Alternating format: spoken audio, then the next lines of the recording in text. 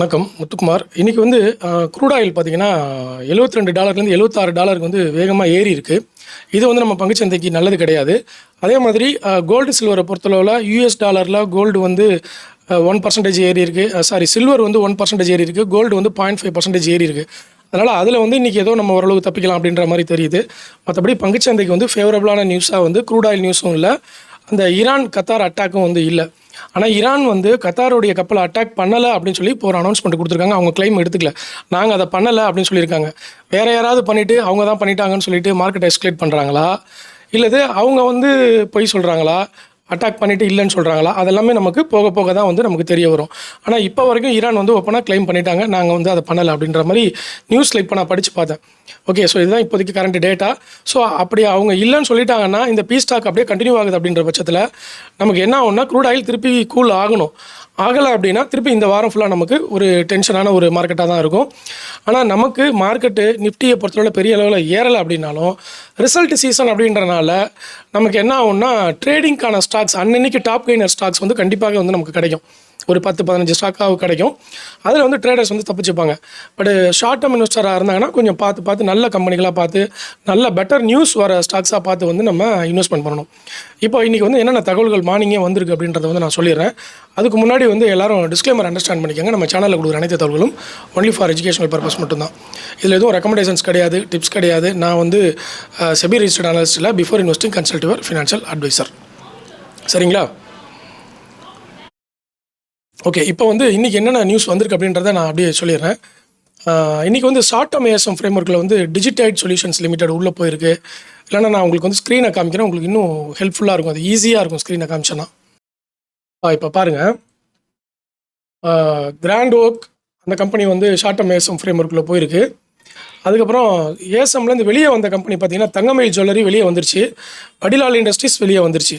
Okay, F&O pan பீரியடில் எந்த ஸ்டாக்குமே இன்றைக்கி வந்து இல்லை. ஓகே, இது ரொம்ப நாளாக ஸ்டாக்ஸ் எதுவும் பேன் பீரியடில் வர்றதில்லை. அது இல்லாமல் ஏஜிஎம்மை பொறுத்தவரை இன்றைக்கி டாடா மோட்டார்ஸ் பேசஞ்சர் வெஹிக்கிள்ஸ் வந்து நமக்கு கொடுத்துருக்குறாங்க. அடுத்து நிப்பான் லைஃப் இந்தியா AMC இதுவும் வந்து நமக்கு ஏஜிஎம் மீட்டிங்கில் கொடுத்துருக்குறாங்க. அடுத்தது IPO வந்து இன்றைக்கி நமக்கு IPO லிஸ்டிங்கில் நாக் பேக்கேஜிங் IPO இது வந்து நமக்கு வந்திருக்கு. ஸோ இது நம்ம பார்ப்போம் என்ன லிஸ்ட் ஆகுதுன்னு சொல்லிட்டு. நேரம் லிஸ்ட்டாக இன்னும் கொஞ்சம் நேரம் ஆகும், மணி இப்போ தான் 9:16. அடுத்தது பார்த்திங்கன்னா நமக்கு முக்கியமான டேட்டா வேறு என்ன கொடுத்துருக்குறாங்க.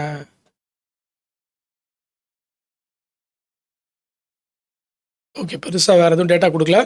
அந்த FOMCயோடைய மீட்டிங் இருக்கு இல்லையா, அதாவது ரேட் சேஞ்சு கிடையாது, ரேட் சேஞ்சுக்கு முன்னாடி ஒரு அனௌன்ஸ்மெண்ட் கொடுப்பாங்க ஒவ்வொரு மாதத்தோடதும். அது வந்து இன்றைக்கி தான் வந்து நமக்கு டேட்டா கிடைக்கும்.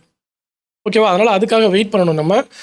அடுத்தது வந்து நீங்கள் அந்த FII டேட்டா பற்றி நம்ம பார்த்தோம் நேற்றுக்கு. டெலிகிராமில் நான் போஸ்ட் பண்ணியிருக்கேன்.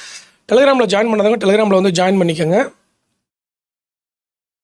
இதுதான் நம்மளுடைய டெலிகிராம் சேனல் இப்போ நீங்கள் பார்த்துட்டு இருக்கிறது. ஸோ இதில் வந்து எல்லா அப்டேட்ஸும் கொடுத்துட்டு வரேன். ஃப்ரீ டெலிகிராம் சேனல் தான், அதில் ஜாயின் பண்ணிக்கோங்க. அதே மாதிரி டிமேட் அக்கௌண்ட் ஓப்பன் பண்ணாதவங்களுக்கும் என்னோட ரெஃபரல் லிங்க் டிஸ்கிரிப்ஷன்லேயும் கமெண்ட்லேயும் கொடுத்துருக்கேன். விருப்பம் இருக்கிறவங்க என்னோட ரெஃபரல் லிங்க்கில் நீங்கள் அக்கௌண்ட் ஓப்பன் பண்ணி வந்து எனக்கு சப்போர்ட் பண்ணலாம். சரிங்களா? சரி, இப்போ அந்த டெலிகிராமில் நான் என்னென்ன போஸ்ட் பண்ணியிருக்கேன் அப்படின்றத பார்த்துருவோம். க்ரூட் ஆயில் வந்து $76 போயிருக்கு, இது நமக்கு பாசிட்டிவாக இல்லை. அடுத்தது ஐடியா ஃபோர்ஜ் வந்து QIP லான்ச் பண்ணுறாங்க, qualified institutional placement for fund raising. Fixed floor price வந்து 835 வந்து கொடுத்துருக்குறாங்க. அது இல்லாமல் இன்றைக்கி பாருங்கள், ONGC பாசிட்டிவ் நியூஸ் கொடுத்துருக்காங்க, இண்டிகோ பாசிட்டிவ் நியூஸ் கொடுத்துருக்காங்க. டிராஃபிக் வந்து 11% அப்பாக இருக்குது மந்த் ஆன் மந்த் அப்படின்னு சொல்லி கொடுத்துருக்காங்க. யூனோ மிண்டா பாசிட்டிவ் நியூஸ் கொடுத்துருக்காங்க. எம்டார் டெக் ICRA வந்து அப்கிரேட் பண்ணியிருக்காங்க.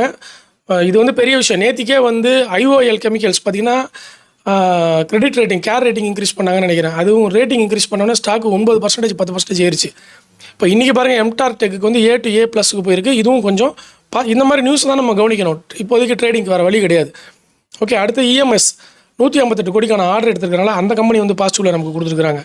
நெகட்டிவில் பார்த்திங்கன்னா கொச்சின் ஷிப்யார்டு போயிடுச்சு, ஹிந்துஸ்தான் ஜிங்க் நெகட்டிவில் போயிடுச்சு, கோல்டு ஃபினான்சியர்ஸ் நெகட்டிவில் போயிருக்கு, ஐடியா ஃபோர்ஜ் வந்து நெகட்டிவில் போயிருக்கு. கோல்டை பொறுத்தளவில் மொத்தம் ஒரு 5 டேட்டா வந்து நம்ம கவனிக்கணும். அதுக்கு நான் வீடியோ போடுறேன்னு சொல்லியிருக்கேன். கண்டிப்பாக வந்து முடிஞ்சால் இன்றைக்கி நைட்டு போட்டுடுறேன், இல்லை நாளைக்கு நான் போட்டுடுறேன் கோல்டு. ஓகேவா? ஸோ இது இல்லாமல் நமக்கு வேறு என்னென்ன நியூஸ் கொடுத்துருக்காங்கன்னு பார்த்தீங்கன்னா, சவுத் இந்தியன் பேங்க்குக்கு வந்து RBI டேட்டா வந்து கொடுத்துருக்குறாங்க. அடுத்து வாட்ச் லிஸ்ட்டில் வந்து ONGC, you know Minda, idea forge இதெல்லாம் நான் உங்களுக்கு கொடுத்துட்டேன். எம்டார் டெக் வந்து ரொம்ப கவனமாக அதிகமாக நம்ம ட்ரேடிங் வந்து பயன்படக்கூடிய ஒரு ஸ்டாக்காக இருக்குது. ஓகே, மற்றபடி இதில் பாருங்கள், நமக்கு டேட்டாவில் வந்து இப்போ டெலிகிராமை நான் க்ளோஸ் பண்ணிடுறேன். இதில் பாருங்கள், இதுதான் வந்து நமக்கு அந்த குளோபல் மார்க்கெட் டேட்டா நம்ம பார்ப்போம்ல, அது மேலே இருக்கிறது வந்து XAGUSDன்றது வந்து சில்வர் வந்து US டாலரில் 1% ஏற்றம் கொடுத்துருக்கு. கோல்டு வந்து 0.5% ஏற்றம் கொடுத்துருக்கு. UK ஆயில் 76.09 போயிருக்கு. US டாலர் பாருங்கள், USD INR வந்து 95 தாண்டிடுச்சுங்க. ஓகே, இதுவும் வந்து நமக்கு ஃபேவரபுளாக இல்லை. திருப்பியும் 95க்கு கீழே இருந்துச்சு. இன்றைக்கி கொஞ்சம் 95 ருப்பீஸை வந்து தாண்டி போயிருக்கு டாலர். அது வந்து கொஞ்சம் நமக்கு பேடாக தான் இருக்குது. மற்றபடி கிஃப்ட் நிஃப்டியை பாருங்கள், 92 புள்ளிகள் இப்போ டவுன் இன்றைக்கி காலையில் இப்போ வரைக்கும். நம்மளோட நிஃப்டி ஓப்பன் ஆயாச்சு. ஓப்பன் ஆகி நம்மளோட நிஃப்டி இண்டெக்ஸ் 113 புள்ளிகள் டவுனில் இருக்குது. ஓகே, இதில் வந்து நமக்கு ஹையர் ஹை ஃபார்ம் பண்ணுறதுக்கு அப்படியே டைட்டனாக இருக்குது நிஃப்டி. அது ஹையர் ஹை ஃபார்ம் ஆகிடுச்சு அப்படின்னா நமக்கு வந்து நிஃப்டி அடுத்த லெவலில் 27,000 புள்ளி வரைக்கும் போகிறதுக்கான ஒரு ரெசிஸ்டன்ஸை வந்து பிவட் பண்ணிட்டு காமிக்குது. ஆனால் மோஸ்ட்லி வந்து எல்லாம் எலியாட்டு என்ன சொல்கிறாங்கன்னா, இந்த இடத்துல டவுனில் தான் வரும் அப்படின்றாங்க. நம்ம வெயிட் பண்ணி பார்ப்போம். எனக்கு தெரிஞ்சு இந்த ஆகஸ்ட் வரைக்கும் கொஞ்சம் பாசிட்டிவில் போகும் அப்படின்ற மாதிரி தான் நான் எக்ஸ்பெக்ட் பண்ணுறேன். அதே மாதிரி 2027 தான் ஒரு பெரிய டவுன் வந்து வரதுக்கான வாய்ப்பு இருக்குதுன்னு நான் எதிர்பார்க்குறேன். சில பேர் 2020 வந்து நெக்ஸ்ட் மந்த்தே வந்து மிகப்பெரிய டவுன் ஒன்று இருக்குது, கிராஷ் ஆகிறதுக்கான வாய்ப்பு இருக்குது அப்படின்லாம் போட்டுட்ருக்குறாங்க. அந்த டேட்டாலாம் நம்ம 1 by 1 வந்து பார்ப்போம். ஏன்னா அந்த ஆல்ரெடி ஒரு டேட்டா போட்டிருந்தோம் பார்த்தீங்களா, மார்க்கெட் கிராஷ்னு சொல்லி ஒரு வீடியோ போட்டிருந்தேன். அதில் வந்து கம்ப்ளீட்டாக ஏன் மார்க்கெட் கிராஷ் ஆகும் அப்படின்னு சொல்லிட்டு டீட்டெயில் போட்டிருந்தேன். எதனால் அதெல்லாம் சொல்கிறாங்கன்னு சொல்லிட்டு அந்த வீடியோவை திருப்பி நான் உங்களுக்கு போஸ்ட் பண்ணுறேன் டெலிகிராமில். நீங்கள் போய் பாருங்கள், அதில் ஏன் அந்த மாதிரி குளோபல் மார்க்கெட் வந்து கிராஷ் ஆகும்னு போட்டிருக்கிறாங்க, என்ன இண்டிகேட்டர்ஸ் பார்க்குறாங்க, என்ன மாதிரியான டூல் வந்து அதை இண்டிகேட் பண்ணுதுங்கிறத வந்து நான் தெளிவாக உங்களுக்கு அதில் போட்டிருக்கேன். ஓகே, அடுத்தது பிட்காயினை பொறுத்தளவில் $62,000 போயிடுச்சு பிட்காயின். டெலிகிராமை பொறுத்தளவில் நல்லா ஏற்றத்தில் இருந்த டெலிகிராம் திருப்பியும் இறங்க ஆரம்பிச்சிருச்சு. பட் பெரிய அளவில் இறங்கலாம், மாடரேட்டாக இறங்கிக்கிட்டு இருக்குது. இதுதான் இப்போதைக்கு. இன்றைக்கி காலையில் பார்த்தீங்கன்னா இப்போ வரைக்கும் நமக்கு வந்து செக்டார் டேட்டாவை பொறுத்தளவில் ஃபார்மா செக்டார் பாசிட்டிவில் வந்துட்டாங்க. நிஃப்டி ஹெல்த் கேர் பாசிட்டிவில் வந்துருச்சு. ஐடி நேற்றுக்கும் பாசிட்டிவ், இன்றைக்கும் பாசிட்டிவ். டிஃபென்ஸு அந்த பக்கம் அந்த கத்தார் ஈரான் அந்த டேட்டா வார் டேட்டா வந்துச்சுன்னா நமக்கு டிஃபென்ஸ் திருப்பி மேலே ஏற ஆரம்பிச்சிடும். அதனால் டிஃபென்ஸில் கொஞ்சம் நம்ம ஒரு போர்ட்ஃபோலியோவில் கொஞ்சம் டிஃபென்ஸுடைய ETF அல்லது இண்டெக்ஸையோ வாங்கி வச்சுக்கிறது நல்லதுன்னு எனக்கு தோணுது. ஆக்சுவலாக பாருங்கள், நான் வந்து டிஃபென்ஸ் 70 ரூபாய்க்கு வாங்கி வச்சுருந்தேன். 74 ரூபா வந்தோடனே ஓகே போதுன்னு எடுத்துட்டு வெளியே வந்துட்டேன். அது இப்போ பார்த்தா டிஃபென்ஸ் ETF வந்து 80 ரூபாவில் இருக்குது, 79 ரூபா 80 ரூபாவில் இருக்குது. ஸோ அந்த மாதிரி அவசரப்பட்டு விற்காமல் கொஞ்சம் அப்படியே ஹோல்டிங்லேயே வைக்கணும். ஓகே, ஸோ நானும் எனக்கு தேவைக்காக தான் விற்றேன். இல்லைனா அப்படியே நம்மளாம் ரீட்டைல் இன்வெஸ்டர்ஸை பொறுத்தவரை என்னென்னா பணம் தேவைப்படும். ஒரு 3000 ரூபா லாபம் வந்துச்சுன்னா இந்த 3000 ரூபா எடுத்து நம்ம இந்த எக்ஸ்பென்சஸ்க்கு யூஸ் பண்ணிக்கலாமே அப்படின்னு எடுத்துருவோம். இந்த மாதிரி எடுக்காமல் அப்படியே ஹோல்டிங்கில் வைக்கிறதுக்கு நம்ம எப்படியாவது ட்ரை பண்ணணும். ஓகே, மற்றபடி ஆயில் அண்ட் கேஸ் 1.5% இன்றைக்கி down. PSU bank down, media down, auto, infra, reality எல்லாமே டவுன். ஸோ ஏற்றத்தில் இருக்கிறதுன்னு பார்த்தீங்கன்னா ஃபார்மா, ஹெல்த் கேர், ஐடி இவ்வளோ தான் வந்து ஏற்றத்தில் இருக்குது. அதுவும் பெரிய ஏற்றம்லாம் இல்லை, ரொம்ப கம்மியாக தான் வந்து ஏறி இருக்குது. ஓகே, அடுத்தது பார்த்திங்கன்னா ETF பொறுத்தளவில் ITBஸு, CPS ETF ஏறி இருக்குது. எங்கள் அப்பா கோல்டு பீஸ், சில்வர் பீஸ் இன்றைக்கும் ஏறலைங்க. சில்வர் பீஸ் இன்றைக்கும் 0.5% டவுனு.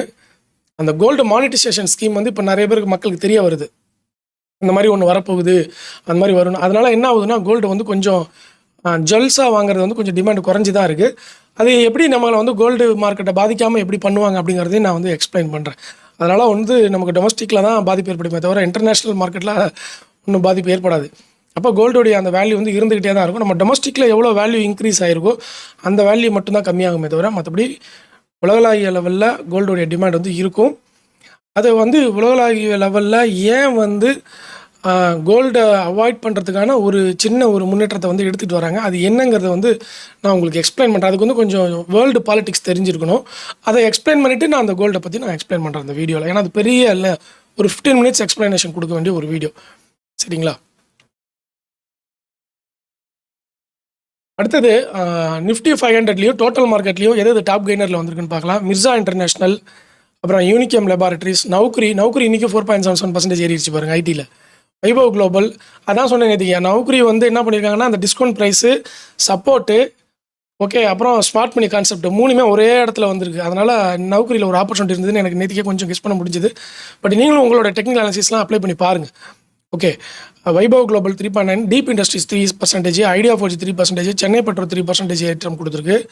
கல்யாண் ஜுவல்லரி வெளியே வந்துருச்சு, ஏஎஸ்எம்லேருந்து அதை ஞாபகத்தில் வச்சுக்கோங்க. ஸோ 3% ஏற்றம் கொடுத்துருக்கு. அடுத்தது டோட்டல் எம்டார் டெக் வந்து 1.3% ஏற்றம் கொடுத்துருக்கு, அதையும் நோட் பண்ணி வச்சுக்கணும். ரேட்டிங் இன்க்ரீஸ் பண்ணியிருக்காங்க. எம்டார் டெக்கில் வந்து என்ன மாதிரி சார்ட் வந்திருக்குன்றதெல்லாம் கொஞ்சம் பார்த்து வச்சுக்கோங்க. ஏன்னா மேபி இன்றைக்கி ஒரு ட்ரேடிங் ஸ்டாக்காக கூட அது இன்றைக்கி அமையலாம். அடுத்து ஷேர் இந்தியா 5%, வேறு என்ன idea 4G 3%, car trade 3%, Chennai petrol 3% வந்திருக்கு. இதெல்லாம் வந்து டோட்டல் மார்க்கெட்டில் நமக்கு ஏற்றத்தை கொடுத்துருக்குறாங்க. ஓகேவா? சரி, இது இல்லாமல் வேறு ஏதாவது நியூஸ் வந்துச்சுன்னா நான் வந்து இமீடியட்டாக டெலிகிராமில் போஸ்ட் பண்ணிடுறேன். டெலிகிராமில் ஜாயின் பண்ணாதவங்க கமெண்ட்டில் லிங்க்கை பின் பண்ணி வச்சுருக்கேன், அதில் வந்து ஜாயின் பண்ணிக்கோங்க. ஓகே, நன்றி. நம்ம வேறு ஏதாவது நியூஸ் வந்தாலும் டெலிகிராமை வாட்ச் பண்ணிக்கிட்டே இருங்க. ஷார்ட்ஸில் முடிஞ்சாலும் சின்ன சின்ன விஷயங்கள் வந்து நான் ஷார்ட்ஸ்லையும் போட்டுறேன். ஓகே, நன்றி, வணக்கம்.